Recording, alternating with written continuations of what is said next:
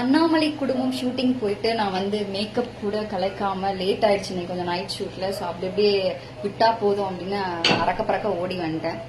வீட்டுக்கு வந்து பார்த்தா என் தம்பி வந்து சப்பாத்தி உருட்டிட்டு இருந்தாரு. பச்சை கலர்ல ஒரு சப்பாத்தி. என்ன சப்பாத்தி இது வந்து பாலக் சப்பாத்தி. இவர் ஏதோ ஒரு கீரை வாங்கியிருக்காரு. அந்த கீரையை எப்படி காலி பண்றதுன்னு தெரியாம சப்பாத்தில கொஞ்சம் போட்டிருக்காரு. அப்படியே வந்து ஒரு சட்னி பண்ணிருக்காரு. புதினா சட்னி. அது வந்து பாலக் பன்னீர். ஐ தாட் அது ஒரு புதினா சட்னி இல்லையா? நோ, தட் இஸ் பாலக் பன்னீர். இதுல என்னன்னா கிரேவி அப்படி வந்திருக்கு. அவனே அப்படி சொல்லிப்பான். பட் வேற வழி இல்ல, எனக்கும் பசிக்குது, சாப்பிட்டுதான். எப்ப கிடைக்கும்? இப்ப ரெடி ஆயிடுச்சு. எப்ப பார்த்தாலும் வீடியோல சப்பாத்தியே பண்றீங்களா, வேற எதுவும் டிஷ் உங்களுக்கு பண்ண தெரியாதான்னு நிறைய பேர் கேக்குறாங்க. அதுக்கு என்ன பதில் சொல்றீங்க? சப்பாத்தி பண்றது கொஞ்சம் ஈஸி, அதனால நிறைய பண்றேன். உலகத்திலேயே சப்பாத்தி பண்றது ஈஸி நீ மட்டும் தான் சொல்ற. நார்த் இந்தியால பிறந்தவன் நினைக்கிறேன்.